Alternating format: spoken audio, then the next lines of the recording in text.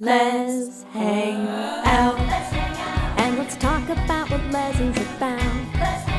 And let's listen to two lesbians shout. Lez Hang Out. Hey everyone, welcome back to Lez Hang Out, the podcast where, you know what's coming, Ellie. I'm a model, you know what I mean, and I do my little dance on the catwalk. I had to resist the urge to sing What along. other model song am I gonna sing? Yes. Come on. This is a sing-along podcast. Yes. From the West Coast, I'm Lee Holmes Foster. And from the East Coast, I'm Ellie Brigida. To those who've been with us through this whole journey, thank you as always for listening. If you're a new listener, welcome. We're excited to have you here. Here's what's happening this week. This week in the Lesdom. This week in the Lesdom is somewhere we can touch base every episode about things going on with the podcast or otherwise. We want to remind you that we have all of our Season 8 Patreon bonus Lestra-curricular episodes up on our Patreon. Our last one was on Bros. You can find all of our thoughts on the movies and shows and things that we don't have time to talk about on the main feed.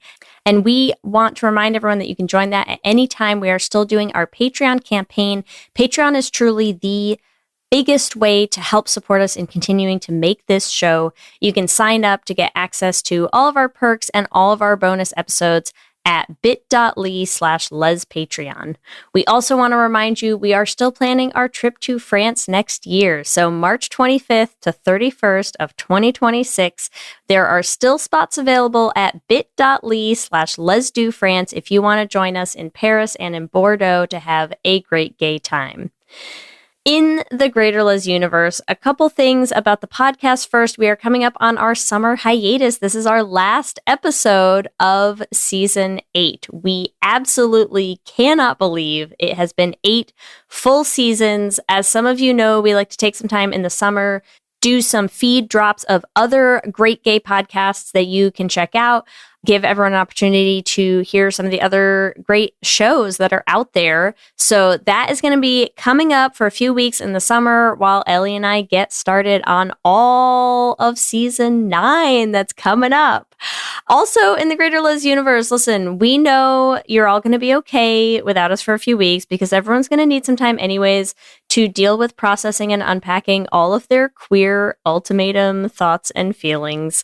It's a lot. It's a lot this season. And trust me, we will be diving into it. Don't even worry. So, take some time, catch up on the season, get all your thoughts ready for when we hit the ground running in Season 9. Also, out there in the Greater Lez universe, queer things happening. We saw Elliot Page hard launched a new relationship with Julia Shiplett, who is an actress from Overcompensating. So good for him, Elliot Page, getting back out there. We love a hard launch. Also, we want to shout out basically the entirety of Hungary, I believe, who all showed up to their Pride event. So Budapest Pride was famous for having, Hungary had passed a huge ban. The prime minister had basically banned Pride events, and about 100,000 people showed up in defiance of this ban for the Pride event in Hungary, which is massive, absolutely, destroyed their ability to really ban Pride because they just said, nope, fuck this, we're making Pride happen. So amazing. Shout out to you, Hungary, for, just absolutely killing Pride. That's what it's all about. And that's what's happening this week. Back to you, Ellie and Lee. Thanks, Ellie and Lee. We are so excited to bring you our last episode of Season 8, episode 23 of Season 8. It is called Wondercover, and we are joined by a very special guest today. We have Lauren Chan, who is a Canadian model, TV personality, and an advocate known for her work to make the fashion industry more inclusive regarding size diversity, LGBTQ plus voices, AAPI representation, and who also made history as Sports Illustrated Swimsuit's first out lesbian cover model. Oh my gosh, what haven't you done, Lauren? Thanks for being here. Thanks for having me. Imagine you were just like low-key introducing Right Said Fred instead. Sorry to disappoint everybody. Yeah. How funny would that be? And here with someone who's too sexy for their shirt. Lesbian icon. Yeah, those Yes. those like hyper realistic masks have come a long way. They've turned Right Said Fred into a lesbian model. Honestly, I Science love these that so days. much. Wow. We're really off to a great start. Lauren, thank you so much for coming and talking to us. It's funny because we do like these little like things in the beginning and the end of our episodes, but we do like a This Week in the Lesdom, and we talk about like really cool things that have happened for gays this week. And we talked about your Sports Illustrated cover, and now you're here. And that's very exciting. Oh, that's so exciting. Thanks for talking about it. The best thing about the cover this year was all of the queer media celebrating and helping me personally feel so seen, but everybody feels so seen. I had so many queers tell me via social that they purchased Sports Illustrated Swimsuit for the first time ever, and that was the whole point. So exciting. Thank you so much. That is really exciting. I mean, I also feel like I saw that there's a lot of queers celebrating, but there also was like quite a bit of backlash, unfortunately. Yeah. Do you want to like talk a little bit about that? Yeah, the backlash came more so when the swimsuit social posted my return to the issue, which was a few months before cover and issue drop. And they've changed the way they do things. So instead of waiting until the print magazine comes out to reveal who's in it, they roll everyone out individually on social. And so on my reveal day on social, I had some trolls with the usual kind of fatphobic, transphobic, racist stuff, which, to quote Mother Jinx Monsoon, is like water off a duck's back. But the thing that really, really bugged me this year were the trolls that said things like, who are we even doing this for anymore? Women, that makes zero sense. And that struck a chord with me because it got at something really, honestly, sinister. And to me, yeah, everything's for women. I'm a lesbian, so literally everything's for women. But Sports Illustrated Swimsuit now celebrates women so holistically, foremost with accomplishments and representation, and least of all with what we look like. And so I clapped back, and then I wrote an essay, and then I got the cover. So thank you, trolls. I'm very happy with the backlash. I will take any opportunity to eat a man up online, and in this case in print. Yes. So I'm curious about that. You said like you weren't going to get the cover before you did the essay. Like they didn't decide who the cover was. I won't say that like individualistically or exactly, but what they do as a process, they shoot everybody for the issue. And only a few weeks before do they decide who the covers are. This happens every year. And that's why it is this big, exciting reveal, including to us. So yes, I assume that was the thought process. That is so cool. Eat those men up. It's also so wild to me that men think women haven't been looking at Sports Illustrated. No, period. Like what? No, period. Are you telling on yourself, Lee? I'm just saying, like, do they think women don't appreciate female athletes and looking at like no, they don't think that far. Like, I guess what I'm saying is like, have they never met a lesbian? No, I guess is what I'm getting at is, here. They like, don't what's think happening? That far. They don't think beyond themselves, and because everything is for men, especially white men, which is a lot of the audience for everything, because we live in a patriarchy. They just don't think that far, so they don't think enough to consider that anything is for anyone else. Yes, it's so crazy. It's so crazy. I'm also curious, and you don't have to answer this if you don't want to, but I'm curious, like, how long have you been out in this industry? Was there a different experience for you before and after? Yes, yeah, for sure. No. I came out when I was in my 30s. I came out in the Sports Illustrated Swimsuit issue in 2023. I was the first lesbian rookie before I was the first solo lesbian cover. And I wrote an essay for that as well. I have a former life as an editor and a journalist. So I always try to insert voice and message wherever my image takes up space. And so I had gone through a late in life lesbian reckoning and talked about my divorce and coming out and how it landed me it landed me alignment, really. It landed me in the Sports Illustrated Swimsuit issue, but it started a new chapter in my life where things felt really aligned. And so, yeah, it's been a whole journey with the publication and a blessing to have that platform. And that's why I did it this way, because I, of course, and it is so valid to not scream from the rooftops that you like pussy now, but I wanted to. Is it though? It's so real. It's so real. Lee just gets the neighbors. You just need to tell everyone. Yeah. You just need to tell Door to door. Excuse me. Do you have a moment to hear about our Lord and Savior, Pussy? Yes, period. And then King Princess is playing Pussy is God, like from your backpack. Yes. I just pictured the whole thing. But I wanted to do it on the platform Incredible. because I knew that I would have a huge audience to speak to. And also it was an audience wherein I could either change people's minds and help them become allies, or perhaps help someone and see themselves in the journey. And so it's been really fulfilling. So it hasn't been that long for you, really. It's been No. like 2 years. Yeah.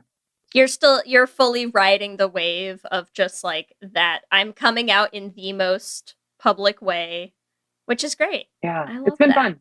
I love how you're saying that, and I just feel like the question everyone's dying to know is like, is it just so hard being like a journalist and an editor, and then just being like too hot to stay in just that lane? Is it just so hard when you're like, actually, I gotta be in front of the camera, you know? Oh, I never thought about it that way. That's funny. Listen, I learned that. Also, don't downplay all the hot journalists out there. Yeah, period. I'm not at all. No, I'm really. just saying. Really, really, really. But sorry, continue to No, answer there the are question. many. I came up at Condé the very Nast. serious question. I came up with Condé Nast at Phil Picardi and Elaine Welteroth and some real titans in the world of journalism and broadcast now, and everything else that they and our peers do. So no, but to answer your question, My very serious Yeah. question. it is a good Yeah. answer. I'm glad. It's that I'm glad one of us does. I kind of cut my teeth as an editor focused on size inclusion, and the reason why I did that and the way that I was able to do it authentically is because it was about me and my experience in my body and the things that I had been hurt by, and leading with that vulnerability in a huge space. I mean, at the time I was at Glamour and we were reaching 1 in 8 American women was our data. It showed me how fast leading with personal vulnerability allows you to build community. So it is very healing personally and professionally. It gives my job a wonderful sense of community. It gives me like purpose and a reason. Well, it's great because I feel like, I think still, I mean, I know there I think has been a shift in the landscape recently too, but I feel like still, like what you were saying, when most people think of like, oh, Sports Illustrated swimsuits, I don't think they're going in it where their first thought is like, and let me read the essays that they're writing about, you know. I feel like it's the same as when people are like, yeah, I just go to Hooters because I like the wings, right? It's like you want to bring substance to something. I think that historically has not, it's been very, here are things for your consumption. Yeah. Right? I mean, media in general has objectified women for so long. And it's kind of like a cheeky Sabrina Carpenter moment where I know some people are there for objectification, but I'm going to like airplane spoon feed you a dose of feminism while you're here. Yes. I mean, if you can read, Exactly. you know what I mean? There. Yeah. I love yes. that. I love that. Yes. Get them where they're like already starting to look at stuff. Yeah. Come for the bikinis, stay for the coming out stories, right? Yes. Like, yeah. I wonder too, like you were talking about like community where you were creating that like prior to coming out. Do you feel like there's like a pretty large intersection of the like size diversity and LGBTQ voices, like, and AAPI? Like, do you feel like those 3 intersections, you found a lot of community there? Yeah, I feel like anybody who has been left out or marginalized, either honestly through image representation all the way to legislature, has a lot in common. And we all either understand each other or have empathy for each other. And I think that's why there's been such support across communities. And that's why social media is such an incredible tool, because we can learn each other's stories. And if you have that base level of empathy, you can become an ally. You can become somebody who supports size inclusive businesses. You can become somebody who crowdfunds AAPI founded businesses, et cetera, because you understand where people are coming from. Yes. I mean, I feel like we understand that too as a queer podcast. Exactly. Like, queer people are like, we will fight for other marginalized people because we totally understand it. I'm wondering, like, what are some of the like moments where you feel as though you've seen someone transition from like maybe not caring so much to an ally because of something you've done? I think one of my favorite recent examples is my dad. And it's not that he wasn't an ally beforehand, but there perhaps was no exposure for him. And so no quote unquote need to be. I mean, he's my biggest fan. He's the most wonderful guy in the world. He's a 65-year-old dentist in a small town in Canada.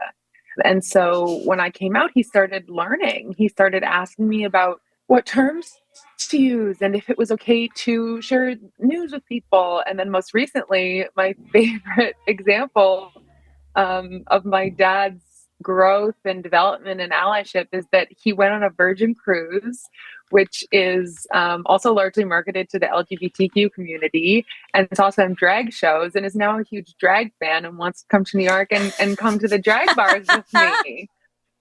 Oh my God. I'm obsessed with that. That is so funny. Yeah. It only takes that one time, right? It has a similar sentiment to I can't remember the stat offhand, but there's a stat in America that most people, again, I don't know the number, have not met a trans person.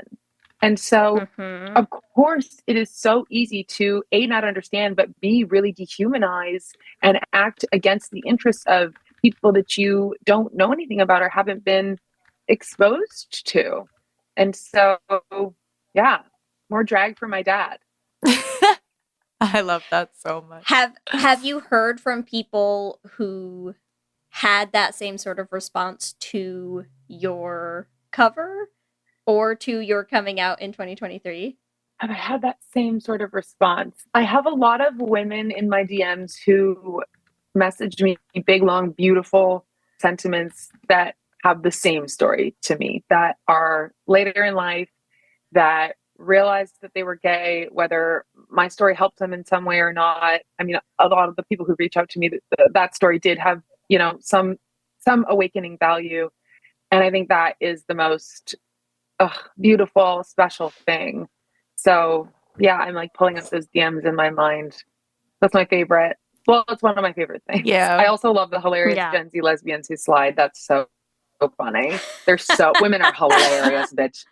Oh, women can get it. They really are. They really are. You said you got divorced around the same time that you came out in the first swimsuit edition. Yes. Yeah. Has it been like 2 years of just people sliding in the DMs? Well, I'm engaged to be remarried now, so I think that. Yay! Oh, congrats! Thank you. No, the DMs really started after the cover. I think that queer media picked it up in a really amazing way that hadn't happened in the years past, and so I just have more lesbian community online. I had some people comment or DM and say things like, "Where have you been?" I'm like, "Right here." Them just wasn't talking about it yet. Yeah. That's amazing. You said you live in New York, right? Yes, yeah.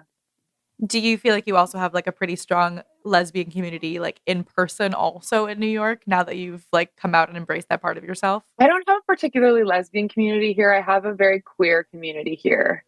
And so, we're in Brooklyn, baby. All my girls are Bushwick folks and everyone has something so artful and interesting going on. A lot of them I met through my work in the fashion industry because the fashion industry is absolutely powered by queer people. And I have more of a queer community than a lesbian community, I will say. Obviously, there are lesbian friends within that community, but some of my best friends are trans women and gay men and everything in between. Love that. Queer people like fashion? No. Shocking. I know. I do feel like that is the crazy thing too, is like, I don't know, whenever it's like, it's incredible that you're like the first out lesbian on the cover, right? But it's like when people are like, wow, surprise, gay people do this thing too. It's like queer people have been doing all of these things for a very, very long time. Now it's just like more safe to come out. Yes, that's why we use out in all the language. Yeah. Yeah, because honestly, the idea, you're never going to convince Ellie and I especially that like there's not been more lesbian, like anytime something is like the first out lesbian to do something, we're like, there's got to have been more. There's no way. There's no way, man. We're everywhere. We're also 100%, the type of people who are like, every woman's kind of gay, right? Like everyone's secretly deep down a little bit, right? Straight women are a myth, just like straight movies. We've never heard of them. Yes. But I mean, there's something important about claiming that identity and claiming it visibly, vocally. But I think, yeah, you always want to leave room for the idea that like there have been more in times where it was gonna be a much harder, more dangerous, scarier thing to possibly do it in a way that was visible, you know? Even more so than it still kind of is Yeah, now. I mean, that's the thing too. It is still like, it's not easy to clearly, as like, you know, as a later in life lesbian, and like, I mean, all of us have a difficult time in whatever way it is going to be when you come out. Yeah. Yeah. I'm curious, how did you figure out that you were gay? Okay, I've tried to boil this answer down over the years because I get asked this all the time. Obviously, it's such a personal journey for everybody, but I really think it came down to, first of all, COVID and all of us having the institution of work stripped away, having so much time at home, having to learn how to be mentally well in a state of like panic and fear and all the things. And so during therapy, during those years, I really started diving into me and learning myself instead of kind of talking about work or, you know, the multitude of interactions I was having in New York City that week. And we kind of just slowly peeled back those layers. I think that WLW TikTok helped a lot. Or I guess at the time it didn't feel like help. At the time it felt like an attack. But it moved the process along. What specifically, what specifically did the video say? And you're like, oh shit. It's just that one lesbian chopping wood over and over again, and you're like, God damn it. I really like wood. Stay away. Yeah, no. What's so beautiful about TikTok is it's such a wealth of actual information and lived experience. And it's like, to put my conspiracy hat on, like, why they don't want us to have it. And so it was really the education that I was able to get. You know, it was learning about, and then later sitting with the lesbian master doc. It was, you know, creators who were answering gay girl questions, and they have like 300 videos and answers, literally. And less so the funny stuff, because the funny stuff I was like not ready to laugh with. You know what I mean? I was like, my eyes like dilated, and then I was like, okay, I gotta learn some stuff. So it was really like this wealth of information that I didn't have anywhere else to get. It was safe. It was in my home. I listened to a podcast. I think it's called Coming Out Late. I actually really want to look it up because this woman is amazing, and I really want to meet her one day. Coming Out Late with Robin Douglas, and she really helped me. And she's older than me. She's closer to middle age, and listening to her was like having a mentor. And so, yeah, all of the online stuff like really, really helped me. Okay, now I'm curious because you mentioned the lesbian master doc. I knew you were going to go there. You know, we did a whole episode on the lesbian episode of the master doc, and we're fascinated to hear what your experience was with it, because lesbian master doc, we both think is A, great because it's so true, and B, hysterical because we also think that it's like dedicated to convincing straight girls that they might be gay, because it's a little inescapable. But I'm curious your experience with it. Like, tell us more. It's like if you were born in this year, you're gay. If you have five fingers dog, on your left hand, you might be gay. Well, that goes back to your point that most people are a little gay. You know what I mean? Yes. Yes. It's so real. That like what you're saying makes sense to me insofar as I was confused when I first read it. I really I had it open for like many months because I really would go back to it and see if how I felt about certain sections of it changed or certain points of it. I didn't agree with everything to do with it. You know what I should do is I should read it now and see what I think, because what it really teaches is compulsory heterosexuality. It teaches comp het. And so even straight people, I have tried to explain comp het to my straight friends, and I don't know if it's like a brain block where they don't want to get it because it would require a lot of unlearning and perhaps make them challenge themselves in a way. This is, I mean, a total generalization, but they're not ready for. And then if they aren't gay, like what can they really do about that?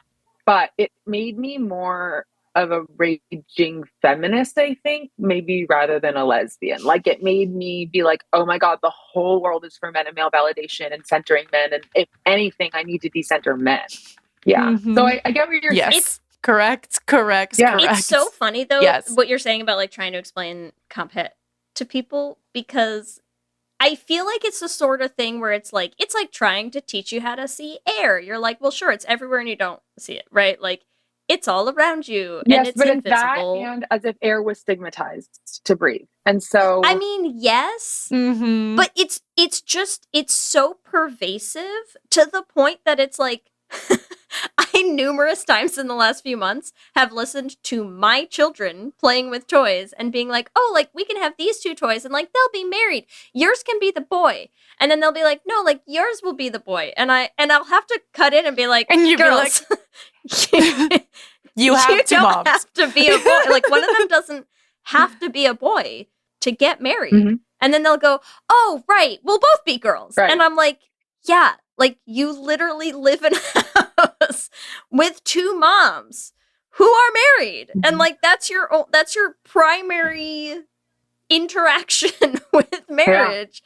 the media but is a force. still- We'll never win. We'll never win. It is Yeah. it Yeah. is wild. It is wild to just be like, hey, remember Yeah.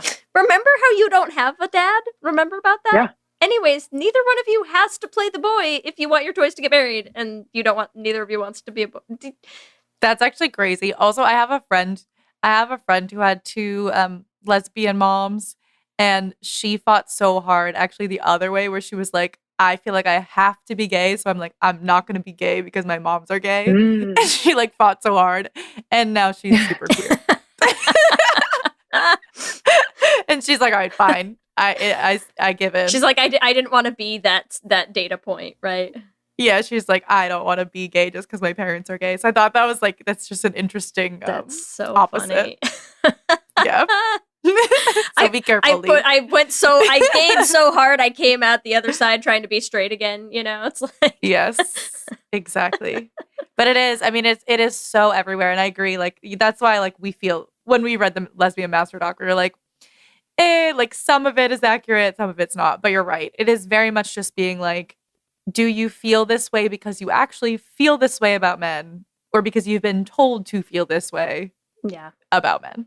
And it's like a good thing to examine for yourself no matter what. Yeah. And Even then, if like, you we are don't, straight. like, society doesn't want us in therapy to be able to know how to tell that apart in ourselves. That's the whole point. That's why we have a set structure of how our life is supposed to go in the milestones. That's why we work so hard and have no time for ourselves, because essentially they want women married to men and having babies so that they don't have access to move up in the world and do what they want.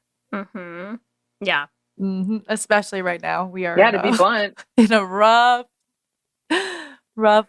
time to be centering your life around men. You know, too, like the Cough, Fletcher. What? Who said that? Who did that? Ellie, stop it. Lee, we're not doing that today. Stop it. Let her be a trad wife.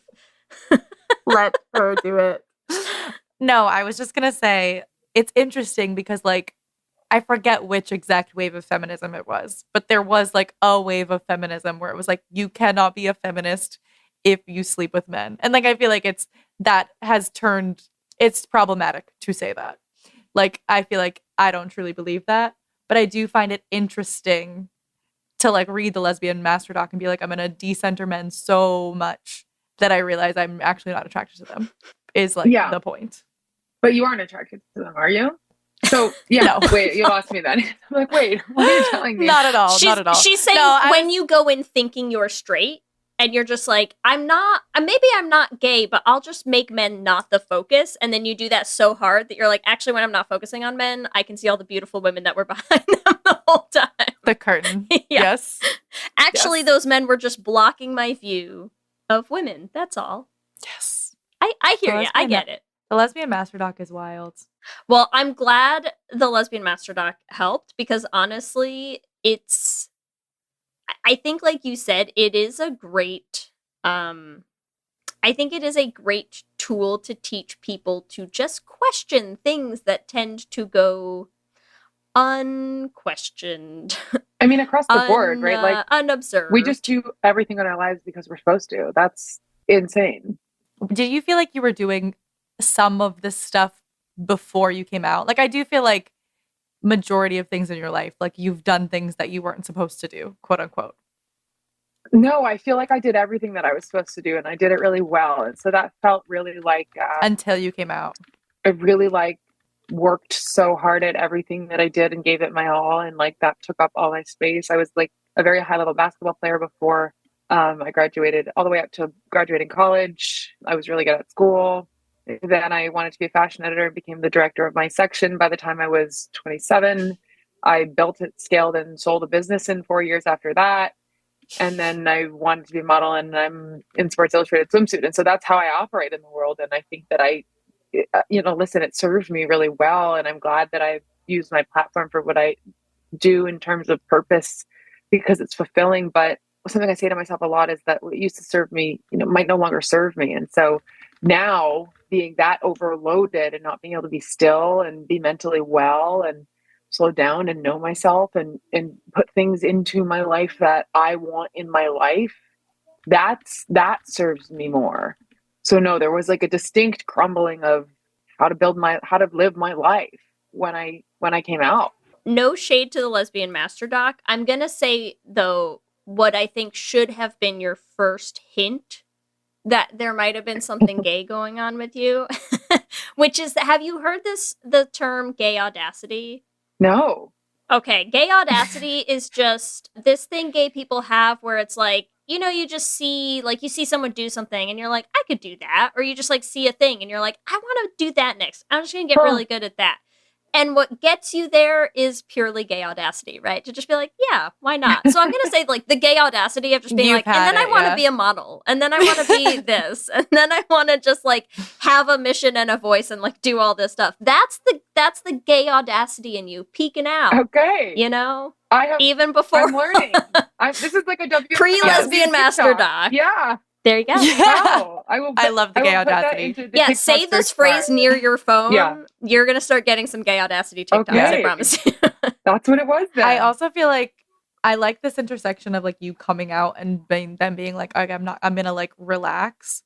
I feel like it also coincides with like being like in your early 30s as well. For sure. Like, I feel like for me, I also am the kind of person who like, I'm constantly too busy. And I'm like, let me do everything in the world. And then there's a point at which you're like, okay, I'm so burnt out. Why am I doing this? And I feel like once you hit like your early 30s, you're like, what do I actually want to do? Like, what do I like to do? What do I want to fill my time with? So I'm happy for you that you're working on finding that like balance between still being like, obviously you still do very incredible things and making time for yourself. Thanks. Yes. Working on it. Ever working on it. Mm-hmm. I feel like that reminder, Ellie, is a good chance to say, let's take a quick break, hear from some sponsors. We'll come right back. Okay, Lauren, I want to ask about something that we sort of touched on it a little bit. I do want to come back around to it in a way that's less just me being dumb and saying dumb things, but in the context of taking specifically the opportunity of things like the swimsuit edition of Sports Illustrated to A, come out, and B, kind of make a big splash, no pun intended, as to being like an out lesbian on the cover. Well, I'm curious what your thoughts are on the idea of using that space to be like a proud out lesbian woman in something that still is very focused on like the male gaze. Do you know what I mean? Yeah. I mean, I think that's, not to be short, but that's why I do it. I think that there are, perhaps that's my use here. There are so many amazing voices in our community that are so much more well known, and their thoughts are so much more developed, and their platforms are so much bigger. So perhaps my job is to do it in a space where we're not yet seeing that many queer folks, lesbians specifically, and either like I said, like expand those audiences' minds, or have us have like a celebratory win of some kind, because we always as a community can use the wins, the highs, to keep getting that joy and celebration while we have such resistance and hardship. And so, yeah, I don't know. That's a great question. I've never thought about it. But yeah, maybe that's my job. I would like to actually circle back a little bit to talk about the business that you started, because we haven't super talked about that. What was like the catalyst for you to start Heading? At the time that, the time preceding Henning, I was a fashion editor and I was focused on size inclusion and had become kind of the leading expert in size inclusion in the industry, and had done as much as I could at the publishing house that I was at. I had a print column and a digital vertical. I was helping across social and in-person events. We were doing like body image workshops, partnered with ARI and the National Eating Disorders Association at our Glamour Women of the Year conference. And then I had designed 10 collections for Glamour X Lane Bryant, a collaborative line that ran for a little over a year. And I was at the same time hitting ceilings professionally, still frustrated that I could not get dressed for work. During my time as an editor, I was everything from a size 12 to 18, 20. And I guess it was gay audacity. I literally just kept saying, I could do this myself. I could do this better. I was interviewing folks who either hadn't had inclusive sizing and on how they could get there or why they wouldn't. And I was interviewing folks who at the time were jumping on the trend of making inclusive sizes and then would later roll them back when the businesses weren't as successful as they just assumed they would be without the proper work. And so, yeah, I was gay. I was audacious, and I thought I could do it better. And I did. And I think that speaks to like always needing someone in the room at the table and then listening to them who has the lived experience of the people that you are trying to reach and sell product to, that needs to A, make them feel like they're participating in fashion, B, make them feel like they are not wrong, their bodies are not wrong, which is a very hard, to your point of your children and the dolls, very hard thing to surmount when the whole media, their whole lives has told them that. And then C, has to perform and work and be a quality product. So that was the impetus. I really was fed up and thought I could do it. I'm obsessed with that. I feel like too, I have a similar experience but different industry, but like, oh, tell me. I started a like women and non-binary party and events band, and I'm like in the party and event space and like weddings, and I did all these bands with like not women, and I feel like anyone, like all these agencies are run by men, right? And so I even had a conversation with one of these agents who was like, oh yeah, like we've thought about trying to put together a women's band, but like no one would hire them. Like, you know, like it's like, and it's like, you think that therefore this band will not get hired. And you also are not the person to put together that band. Like, I wouldn't want to join your band, you old man who started a women's without band. even giving the opportunity to put a band on a booking site to see if it happens. Yeah. Ugh, exactly. Like exactly. And then it's like a self-fulfilling prophecy too, because they're like, even if they did put it up, they wouldn't push it the way that it should be put. Like, you know, it's like, it doesn't make sense. Good for you. So I started one and it's been very successful. Good for you. Gay audacity. Yes. It is. But it is, the point is like, there are going to be struggles as you're building the business. And if you don't, like, if you're someone who really doesn't care about this particular community, you're just going to say, okay, scrap it, rather than being in it and being like, okay, but I still believe that this is a thing that is necessary because I want it. So like, how do I work through these hurdles and challenges and become the thing that like we're supposed to be? Right. So I see that 100%. And I feel like obviously it's a different industry, but it's the same problem, right? It's like, or how, I don't know, Target does Pride gear and now they're not doing it anymore. They don't give a fuck. Like, and it's like, okay, so support a brand like a Wild Fang or another like queer owned business who's been making this stuff for us and exclusively buying for us for so long. Like, there's no reason to support a large company who really like throws it together and like thinks they can grab some extra money from you, but they don't care about you and what you want. There's no reason to listen to only the opinions of the old white men telling you what they think old white men want to consume. And you're like, fun fact, you're not everyone.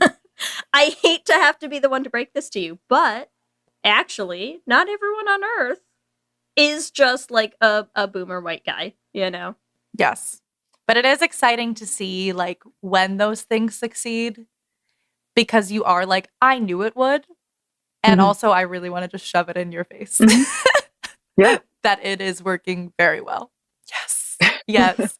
And so you built that brand and then you ended up even selling it, correct? Yes. Because it like was a bigger company was like, this also is great. It was acquired by Universal Standard, which is the most size inclusive brand in the world. They make sizes 00 to 40, which is incredible. It is fit tested. I mean, I could go through all of the reasons why it's really amazing, but the brand does every single thing the way that other companies refuse to in terms of making inclusive product and brand that resonates and performs. I mean, they're genius. I mean, they have a program called Universal Fit Liberty, wherein if you buy a piece of clothing and your size goes up or down within a year, you can return that piece of clothing no matter how many times you've worn it and get your appropriate size. It is fit tested on models at various points in the size range and shown on those models on the site. That is not, no other brands do that, really. Listen, as a woman nearing 40 who's like had a child, I can't imagine why anybody would need that. Yeah. Definitely no one ever changes sizes. And tell me more about that. Yeah. Yeah, that sounds amazing, That honestly. sounds incredible. They're amazing. They're amazing. Yeah. How many people just have like a million outfits in their closet that they're like, I literally this can't. morning described a number of my pants to Kelsey as aspirational. You know, that's fine. yeah, all it's good. okay. Gotta It's all get you good. some Universal Standard. I know, I should. Yeah, no, that's incredible. I mean, even just I think what you were saying before too about like when you were trying to dress for work as an editor and having a hard time like finding brands and especially finding like fashion brands that had sizes. And what I always think is crazy, and I mean, granted, this is probably just, you know, look at me in my fleece shirt and whatever, but like it's as not a fashion person myself, I always feel like there's something crazy to me when I hear women describing having a hard time buying fashion outfits in sizes that I'm like, that is the size of most women. No, statistically. Like that's women's sizes. Like what are you talking? I don't understand. That doesn't even make any sense, you know? And it's just again, it's like it's this wild thing where it feels like the whims of old white men decide and dictate almost everything about women's lives and choices. No, and it's true. Like, you started what's on the even there healthcare for us? Yeah. Yeah. It's crazy. It's crazy. So awesome to have other things out there and programs that like make sense. Brands doing stuff that is just what feels logical. Feels logical. Is there anything else that you want to tell our listeners about before we head into our Q&A? We're going to ask you some multiple choice questions. No, let's do Q&A. That sounds fun. All right. Here we go. Q and gay. Question number 1. Pick a special edition magazine cover. A, Sports Illustrated Swimsuit edition. B, Time Person of the Year. C, People's Sexiest Man. Or D, Forbes 30 Under 30. Well, I have a Sports Illustrated one under my belt, so I want to be people's sexiest top. We'll put it that way. Yes. There you go. And now you know Lauren is a top. She just had to throw it in there before the episode. Anything else you want our listeners to know? Yeah. She's like, I'm a top, and let's get into Q&A. Thanks. Okay, question 2. And just in case Ellie didn't say this, some of these will be a little, redundant to the conversation we just had, Okay. but we will put them up for our listeners to answer On as our well. socials, yeah. So question 2, what helped you come out of A, the pandemic, B, TikTok, C, the lesbian master doc, or D, all of the above? All of the above. Yeah, that was a real pointed question. There's no wrong answers here, okay? Yes. All right, question number 3. Pick a photo shoot role. A, model. B, photographer. C, hair and makeup. Or D, art director. Ooh, I have been most of those things at some point in my career when I was running photo shoots back in the day. But one thing that I can't do is photograph professionally. So I'm going to pick photographer because maybe I'll have the gay audacity to do that one day. I think you you've will. picked a Yeah. next career, right? Look at this. And when you start feeling bored, Yes, just exactly. pick up a camera next. You heard it here Yes. first. See what happens. There's TikToks out there that'll help teach you a lot of photography. That's all I'm going to That's say. not all they're going to teach you. Okay, question 4. What have you accomplished with your gay audacity? A, started a company. B, started modeling. C, started a band. Or D, started a podcast. Started a company. Nice. Though if you're taking auditions Very for pointed. Tambourine Girl, I think I could handle that. Yeah. All right. There you go. I'll let you know if we have any openings. Yes. All right. Question number 5. What rep are you most excited to have more of? A, plus size. B, LGBTQ plus. C, AAPI. Or D, all of the above? All of the above and more. The more representation, the better this world will be. Mark my words. Yes. It's so true. It's so true. That is our mission statement for sure. Yes. Representation matters. Remember, listeners, you can give us your own answers to this episode's Q&A questions on our Instagram at Lez Hang Out Pod. Lauren, thank you so much for hanging out with us. Thank you for having me. This was so fun. It really is fun to hang out and not have, preceded questions and all that good stuff. And then you really get to know each other. Although I didn't ask you enough about you. Exactly. So we'll have to do a bonus episode. That's okay. Yeah. The follow-up. Well, You if our interview listeners us. want to know more, let them know where can they find you on all the socials, on all the magazines, on all the things. You can pick up Sports Illustrated Swimsuit on stands now. Don't forget to read my essay in the back of the magazine on Sports Illustrated Swimsuit being for the girls. And on social media, I am at LCCHAN, at LCChan. Amazing. And do you have any projects coming up that you want to tell our listeners about? Not that I can yet, but stay tuned. Watch this space. Secrets, Yeah. stay tuned. Yeah. Yes. Some Incredible. NDAs. Thank you so much. Yay. Thank you. We love hearing from all of you. We love continuing to build this community, and we just want to shout out some of our favorite things every episode. And this week, we want to shout out someone who left a YouTube comment on one of our posts about in Hotel Reverie how delightful the commentary was about how much gayer everything was in their remade version of Hotel Reverie. And I think specifically we were talking about some of the comments about how, the kiss was a little fruitier this time around and things like that. So Mountain Lily commented to say, of course, this scene is hotter than it was before. And honestly, so true. I don't think any of them were quite correctly enough calling out how much better and hotter it was to have two women in like a classic 50s noir silver screen romance than the icky old man that used to be in that movie. And you're right, and you should say it. So thank you for highlighting that point, which is correct. As always, we want to thank our Lesbian Jesus patrons, Mark Foster, Lizette Stye, Adi Benitez, Sophia Phillips, and Armani Gucci, and our King Princess patrons, Amy and Ellen, and Andrea Doucette. Thank you so much. We could not keep making this podcast without your support and the support of all of our patrons. Remember, you can find us on all social medias. We are on Instagram, Facebook, Blue Sky, and TikTok at Lez Hang Out Pod. You can email us at lezhangoutpod@gmail.com. And you can check out our website at leshangoutpod.com. Whatever app you use for podcasts, make sure you subscribe to be the first one to know when new episodes drop. We also have videos going up on our YouTube channel, and you can subscribe at youtube.com/leshangoutpod to catch those. Lez Hang Out is an independently produced show hosted by us with audio production by me. Our production assistant is Kristen Murison, and other podcasting shenanigans by Lee Holmes Foster. If you want to help support the podcast, one thing you can do, it's free, it's easy. Leave us a rating and a review on whatever app you use to listen to podcasts. It helps new people find the show. If you want to support us financially, it is a big help to us and our independent team. It helps us pay Kristen, who is our production assistant. It helps us pay for website hosting fees, all kinds of other stuff. You can do that at bit.ly/LezPatreon. We're also doing a big Patreon campaign right now until July 1st. So we're trying to get as many of you in there as possible to reach our fundraising goal. If you want to buy some Lez Hang Out merch, we have all of our designs up in our store on our website. You can also find it at bit.ly/LezMerch. There is no better time than Pride to get all your gay merch. Remember, we have a queer production company making queer podcast musicals with guaranteed happy endings. You can find everywhere at $$BeanProd. You can also check out our website at $beanproductions.com. You can listen to all the episodes of our first show, The Flame, on any podcasting app. And Journey to the Heart, also on all podcasting apps. And if you want to help support us in making more musicals, you can join our Patreon at bit.ly/$BeanPatreon. If you want to follow us individually, you can follow me at Ellie Bridget on Instagram and TikTok. And you can find me at LSH Foster on Instagram, Blue Sky, and TikTok.